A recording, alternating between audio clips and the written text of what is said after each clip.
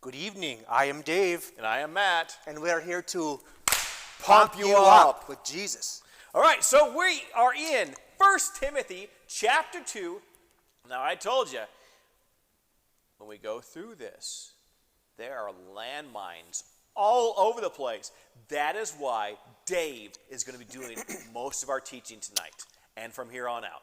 And so we are going to go over verse by verse, setting up, because if you'll notice this from all over, sometimes people will try to quote one verse of the Bible and then forget all the other ones and hope that that one verse will promote their line of reasoning.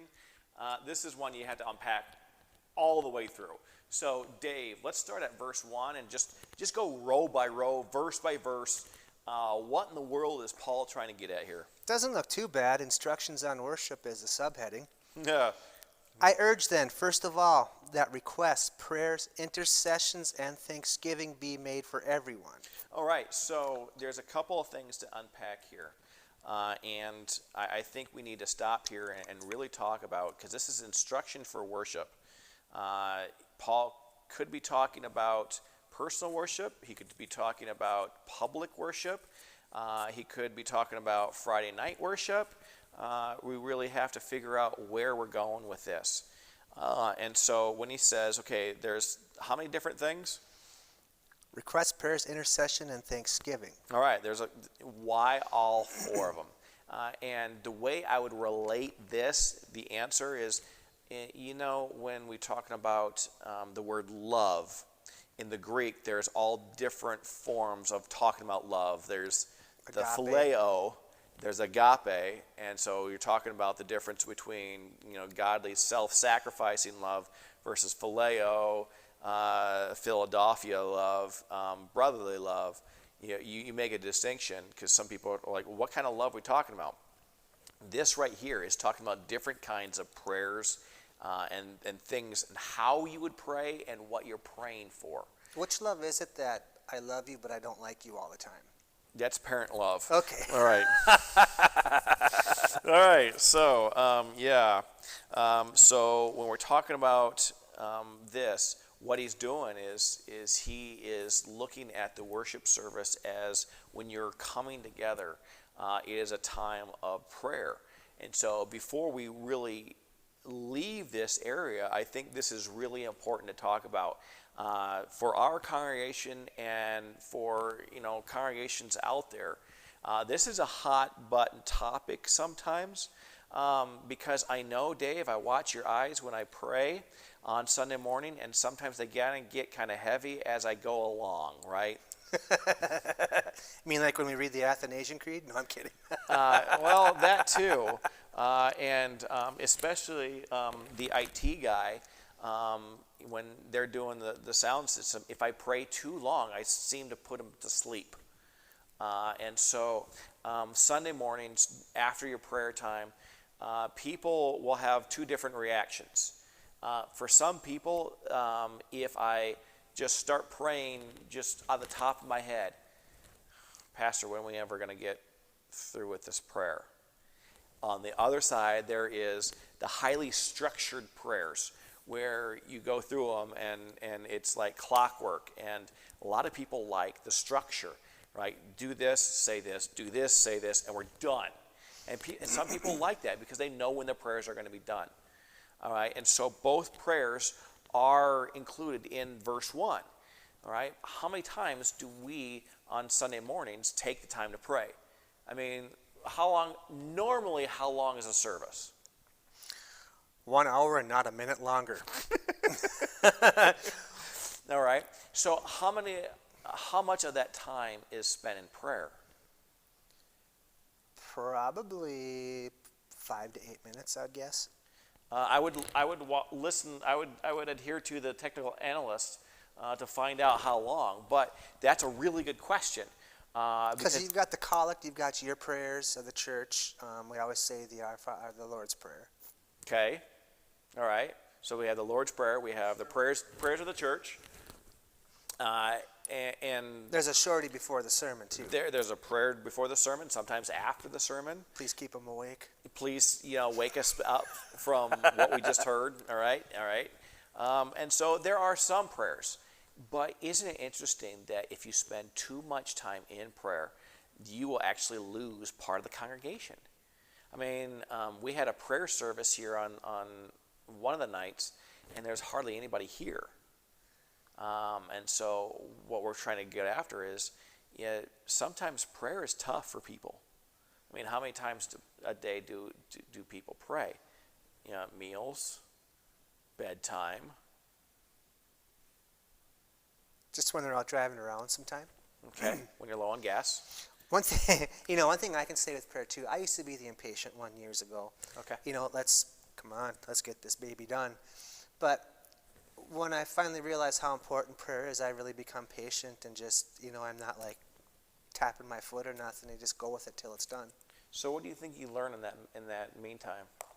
What's that? What do you in between that? I mean, what do you think you're learning? I just realize the importance of whatever we do, bringing it before God, letting them know what we're doing, just, conversations with them, how Okay. important it is. Do you ever wonder, hey, why am I praying? You already know what I'm going to say. Well, I know he likes to hear from us. Great, And more whining. It gives you a better sense of security too, I think, because There you know you that go. you're talking to him. And he promises that he hears everything. You're not always going to get the answer you want, but he hears you. Yeah. And the important thing on prayers is, too many times people tell me, I prayed for something and I didn't hear back. Well, there are people out there that are preaching too that say if you want something bad enough and pray hard enough for it, you're going to get it. And that's a letdown for people that are expecting that. Yeah, I just heard that yesterday. A well-known person in Christian music actually left the faith because of that. And that's difficult to hear. You don't want to tell people, just pray for it and God will give it to you. If you become a follower of Christ, pray like you already have it, kind of thing. And so you go through life and not seeing that God's already given you a lot, and understanding that going with Him often is going to be a life in which I'm going to get a bunch of stuff heaved on me, but I understand that I just got to keep walking. And having the good faith helps you appreciate everything you got more. Hopefully, yeah. Well, the answers are going to be yes, no, and not right now, So it's not always a yes. We hope that there are people. It's like that busy signal that you get. Yep, that from Star Wars, Episode 8, the opening one thing. Yeah, that was pretty funny. Haven't seen it yet, buddy. Oh, God. Would someone get this guy? All right, anyways. All right. Everything is a Star Wars reference. Oh, I know. But I know. just smile and nod like I know what you're talking about. Yeah, it's probably like you got two girls. I understand where you got that from. All right, so let's go to verse 2. For kings and all those in authority, that we may live peaceful and quiet lives in all godliness and holiness. Okay, you know why this verse is so interesting? Nero is the leader of Rome then? Probably not, maybe not now, but you are on the exactly right. He is praying for who is in charge in Rome. And who is in charge in Rome will ultimately end his life. And so that harkens me back to Jesus' Sermon on the Mount, pray for your enemies, which is something that culture does not teach you to do one bit.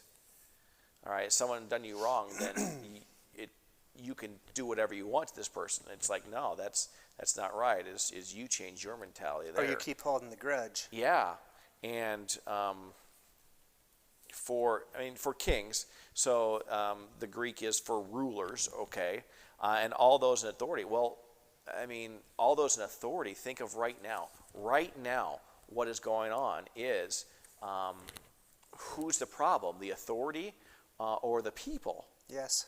Because there because there is a tension there. There is a tension between authority and people, and that's not always easy to live with if you've got that tension there. And you don't get rid of that overnight. No. No. And you're asking, even in the midst of being beaten, because the Christians were being beaten. I mean, they were not treated very well. And so to have Paul say, if someone beats you, pray for them. Change your heart and mind. That's difficult right there. That's not always easy.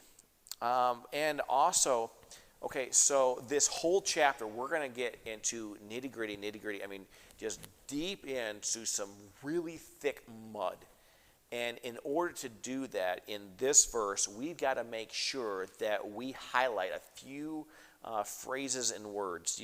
Do you know which one of the first ones I want to just totally, Dave, do you live a peaceful and quiet life? Oh, I know it's not quiet. Okay. You want to reference that one? I'm kind of loud. Julie likes it quiet. I'm always boo, boo, boo, boo. Okay. All right. So, yes, there is the idea that quiet can mean volume.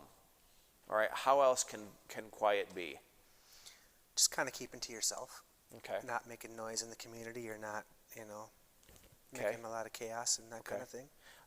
Because the reference I have in this one says that quiet can also refer to some kind of phrase kind of related to meddling.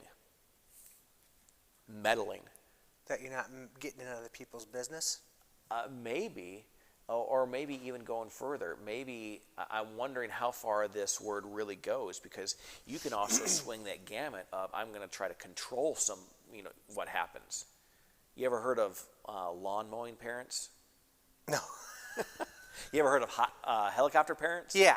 Okay, helicopter parents were like 10 years ago. Helicopter parents, you stood around your kids looking for anything that could cause them harm. Lawn mowing parents is the parent that goes before your kid, mowing down anything in sight. Gotcha. So that your kid will get the medal when he shows up, that they'll have the easy life. Gotcha. Not understanding it is the pain that is everything else that we go through in life that help Build character. Yeah, exactly. And so this, So in quiet, are you thinking more that follow the rules, or submissive type of a thing? okay, now you're getting into a big long word. That submissive word is interesting because it's going to play out. But the quiet life is not trying to control the government, or maybe use your religion to control others, or do other kinds of things. But maybe this quiet life is, this is my life, and I'm going to influence others, but I'm not going to set out in order to tear down others. Maybe. Maybe like lead more by example, having people watch you. I think that's a pretty good thing that we could probably settle on. That's something to look forward to. Because we're going to see this Greek word 3 times in this section. And before we get into the mud part, we've got to settle down. This is a broad thing for everyone to lead quiet lives. And not that as soon as I leave my house, I have to close my mouth. Because you talked about quiet can mean volume. Like when you're sitting at a dinner table, how do you want to eat your food? With food flying everywhere? Or would you like to have conversation? Gotcha. All right, because that's interesting, because not in different cultures, eating at a table is totally different.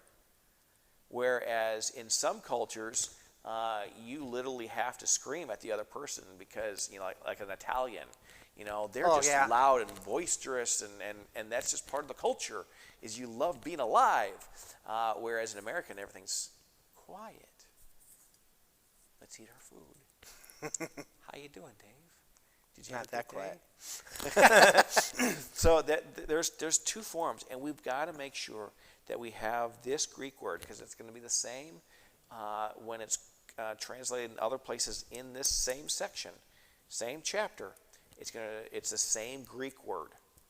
All right. So before we got to nail that one down. Anything with the peaceful part?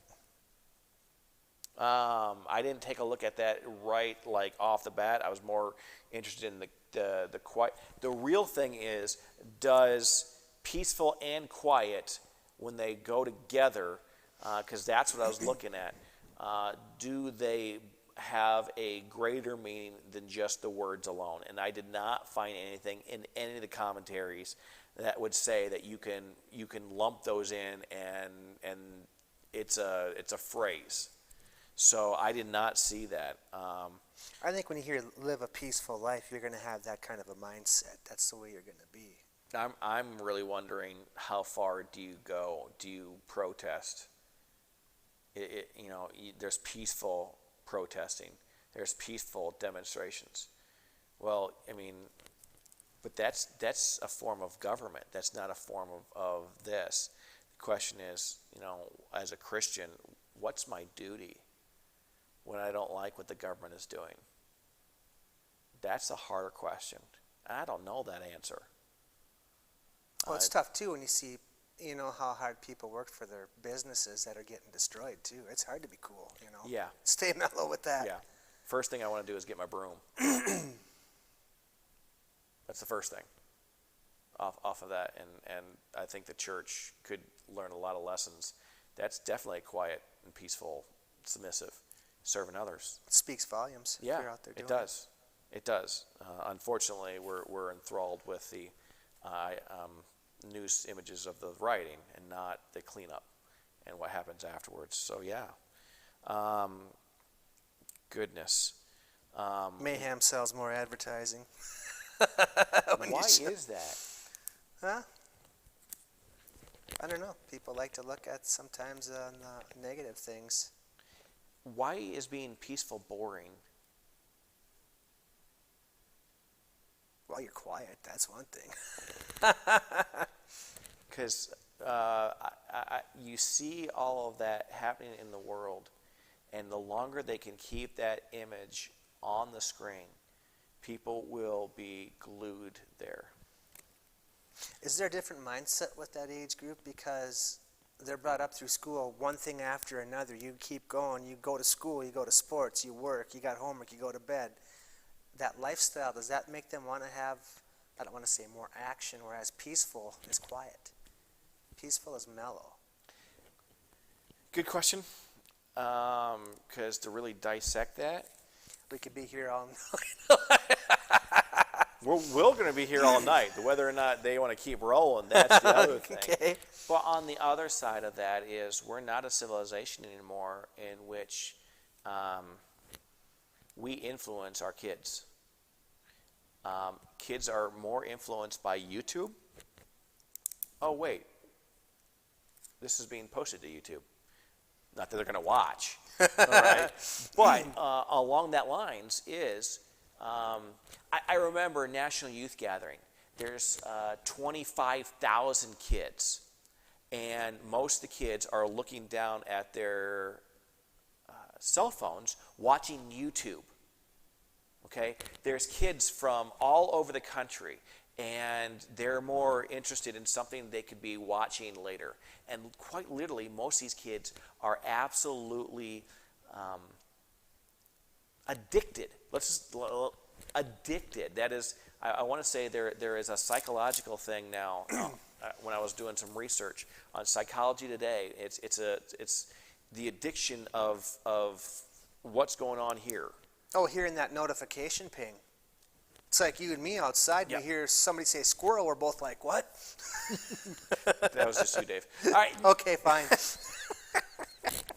But you're exactly right, though. I see it in young people. I can see it at home. I can see it sometimes in myself. Is that when I get into this here, I can't focus on anything else. And there could be great stuff happening over here, but what's here is more exciting because my brain can be attracted to that. It's nice, cute colors. But, I mean, I'm really wondering about that. Well, even the upbringing, in the youth room a couple years back, I asked the kids, the high schoolers, I said, things were different back in my day. You went to school, you played a sport, you were home by 5 or 6, and then you had whatever you wanted to do at night. I said, you guys, I see you going constant.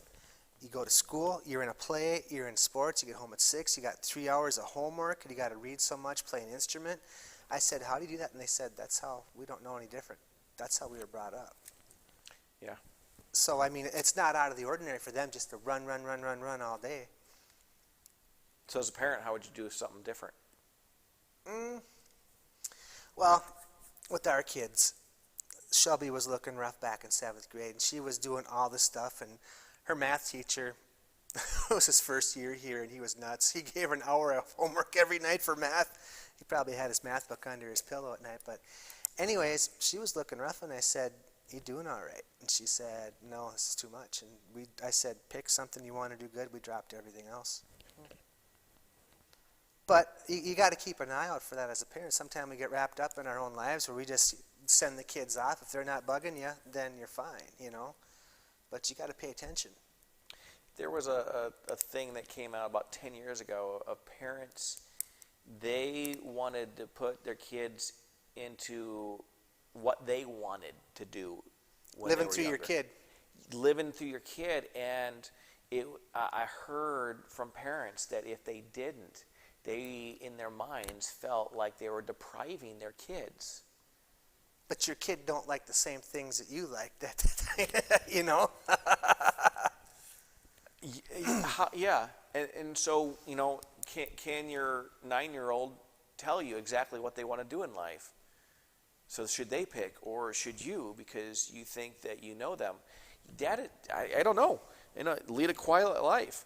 All right. One of the problems we may have now is that we are filling our lives with so much that there's no room for anything else, and we've chosen the things that are so. Have you ever gone up to someone and said, "Hey, my life is so great. I got 2 extra hours because I stopped doing this"? Or do you like to come up and say, you know what, I am involved in so much stuff. I'm the leader of PTA. I'm the leader of my, and we get into this life where like, man, we're so busy. And we think we're connected, and all of a sudden it's like, is this really life? You're going to find when you drop a couple things, it's like a breath of fresh air. Can you? Oh, I've seen it, yeah. Yeah? You doing a Bob Goff and every Tuesday you're going to drop something in life and Yeah.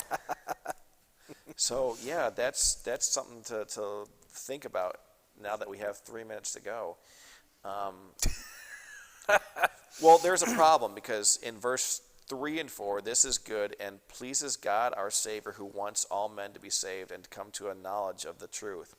That right there, in my notes, that's a 20-minute conversation that we could have, breaking down that. That's why I don't want to get into that. That's why I'm trying to let you talk even more and more about this, because the next one is so heavily laden with the material there, is I want to keep you on the quiet lives, because right now technology is not making life to the point where people want that kind of life. I can remember going to Disney World when I was like yay high, and one of the rides on there had in what life might look like in like 2030 or something, and it had robots literally doing everything for us. And I'm thinking about nowadays, and there's more and more households have iRobot or something for the carpet. We have automatic dog feeders.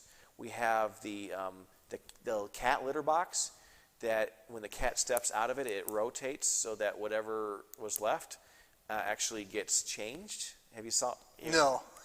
You haven't seen that one? Yeah, I'm more of a dog guy. Yeah, and trust me, cats are evil. I know. But that's the whole thing, though, is that we are finding more and more robotic things to try to help us in life. To save us time so we can be on our phone more. Maybe. When's the last time you brushed your teeth? I do at least once a week. Come on. Once a week. No. That many times. Before I came here. What kind of toothbrush did you use? Zzz. All you do is hit the button and you kind of move it. I mean, it does it all. So it's really weird how much stuff we have in there. And when we take a look and see, maybe part of this is when we're dissecting the words and the meanings of taking and saying, okay, peaceful and quiet life can also mean that you can take away stuff that you think makes you so busy and say, okay, what is it, God, that I need to focus on? Do you think peaceful is boring? What manner? You said sometimes people think is peaceful living boring. Are you okay with just being mellow and? Okay, because I'm trying to figure out what peaceful you're talking about. Because there's people in like Yugoslavia, former Yugoslavia, that are killing each other. They would love to have some peace. There are families which you go into outside the house. I remember growing up, and the neighbors would just yell at each other like crazy. I remember that. Is that peaceful? Or is, go into the household and everyone, you got 10 people inside the same house and you can hear a pin drop. Right. No, I've seen those houses too where you're walking by and you can hear everybody screaming through the window. And so what kind of peaceful are you looking for? And so is that a household peaceful, or is that a neighborly peaceful, or is that a countryman, living next to a Roman if you were a Jew and keeping peaceful, knowing full well that they're the ones who literally massacred your family? How do you keep peaceful in something like that? Yeah, that's a good No, question. that's being Christ-like. That is a good question. Praying for somebody like that that's destroyed your family and has history like that. Isn't that what we're going through now? Yes, sir. And so, it's easy to be on one side of the issue. What if you were the Roman? Or identify as a Roman? How would you treat that Jew? So you'd be under orders from above to do this and that. Yeah. Yeah, it's a good question.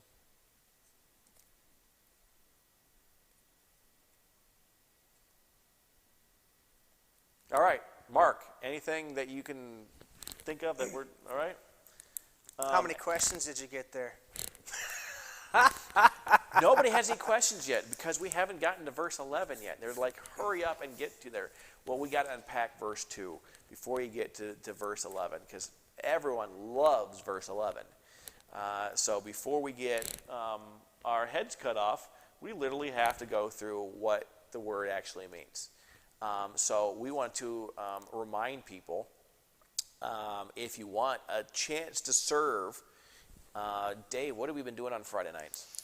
Making cheeseburgers. Giving out what? What do you mean making cheeseburgers? Well, okay, giving cheeseburgers away. All right, so we're grilling out. And so one of the things we've begun to do is we pop a grill right on the side of the church. We start grilling, and Dave and I have been walking down the street talking with people who are outside. Interesting getting to know neighbors. People that, when we first started walking this neighborhood, we didn't know anybody. Right. Nobody. Now, since this thing, we can go up and down and people are waving and Walter's a regular. Hector stopped in. it's just weird. It's over time you just get to know people, and I didn't know anybody. Well, one person on this block, one family, and now I'm starting to learn so many. and you can talk to anybody. I mean, you're going up there talking to people's dogs. I mean, It's a gift. I know. But it's that. And, the church has been here for how long? And 20 years ago, the neighborhood probably didn't look the same. But now, the neighborhood is different. It's definitely looking more multicultural. And the problem being is I didn't know the person, across the street.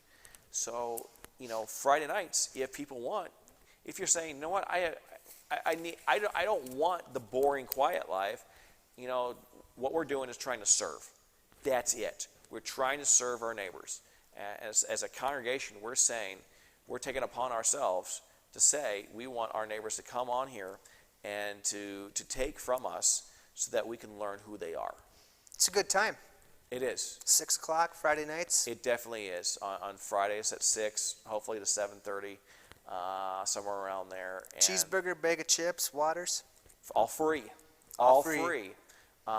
If you want to come down and help us serve and get to know people, great way just to be around, number one, your fellow church members, and number two, just people from the community. It's been awesome to talk to them. Yeah, it's fun getting to know people. Yep.